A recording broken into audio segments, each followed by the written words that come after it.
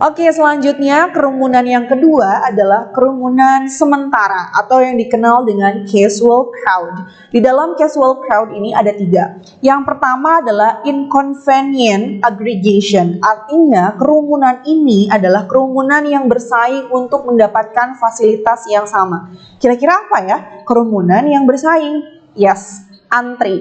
Antri merupakan salah satu contoh dari inconvenient aggregation. Kemudian yang kedua adanya panic crowds. Kerumunan ini terjadi itu dalam keadaan panik dan biasanya bertujuan untuk menyelamatkan diri. Salah satu contohnya adalah ketika ada kerumunan yang menyelamatkan diri dari bencana gempa. Kemudian yang selanjutnya ada dari spectator crowds. Artinya kerumunan ini terjadi akibat ada kejadian yang sifatnya tiba-tiba. Contohnya ketika kalian di jalan raya nih ya, mengendarai motor, kemudian ada yang kecelakaan, banyak orang berkerumun. Nah, itu disebut dengan spectator crowd.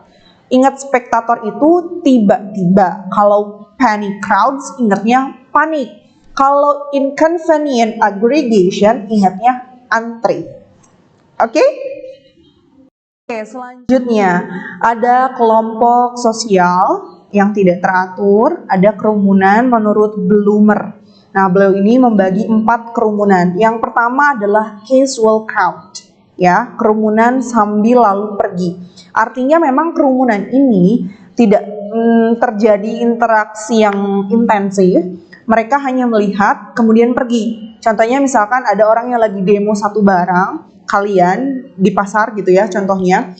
Kemudian kalian lihat, ih apaan sih? Oh gitu, terus pergi. Nah, itu disebut dengan casual crowd, yaitu kerumunan sambil lalu pergi.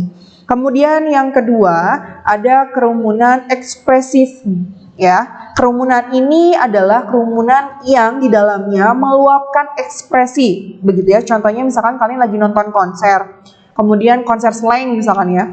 Dan kalau kalian lihat konser slang itu sambil bawa benderanya, ya kan, sampai itu adalah kerumunan ekspresif, ya. Kemudian yang selanjutnya adalah kerumunan acting mobs. Jadi kerumunan ini punya satu perhatian yang sama, tetapi kepada hal-hal yang sifatnya merangsang kemarahan. Dan biasanya mereka melakukan tindakan kekerasan. Contohnya adalah demo anarkis. Itu salah satu bentuk contoh dari kerumunan acting mobs. Selanjutnya ada kerumunan konvensional. Jadi kerumunan ini punya satu perhatian yang sama, tetapi memang perilakunya mengikuti sesuai dengan norma yang berlaku di masyarakat. Jadi Bunda tegaskan lagi ya, di dalam kerumunan sosial menurut Bloomer itu ada 4. Yang pertama ada yang disebut dengan casual crowd atau kerumunan sambil lalu pergi. Kemudian yang kedua ada yang disebut dengan expressive groups atau kerumunan ekspresif, di mana kerumunan ini meluapkan ekspresinya, begitu ya. Kemudian ada conventional groups atau conventional crowd atau kerumunan konvensional, di mana memang pusatnya hanya satu perhatiannya sama, begitu ya, tapi memang perilakunya sesuai dengan norma atau aturan yang berlaku. Kemudian yang terakhir ada kerumunan yang disebut dengan acting mobs. Artinya memang kerumunan ini punya satu perhatian yang sama, tetapi merangsang kepada hal-hal yang sifatnya kemarahan. Terkadang juga mereka melakukan aksi kekerasan, begitu. Dan yang terakhir, jenis kerumunan yang terakhir adalah jenis kerumunan yang bertentangan dengan norma hukum. Ada yang disebut dengan immoral crowds, ada yang disebut dengan acting mobs. Hampir sama sebenarnya dengan acting mobs yang tadi menurut Bloomer.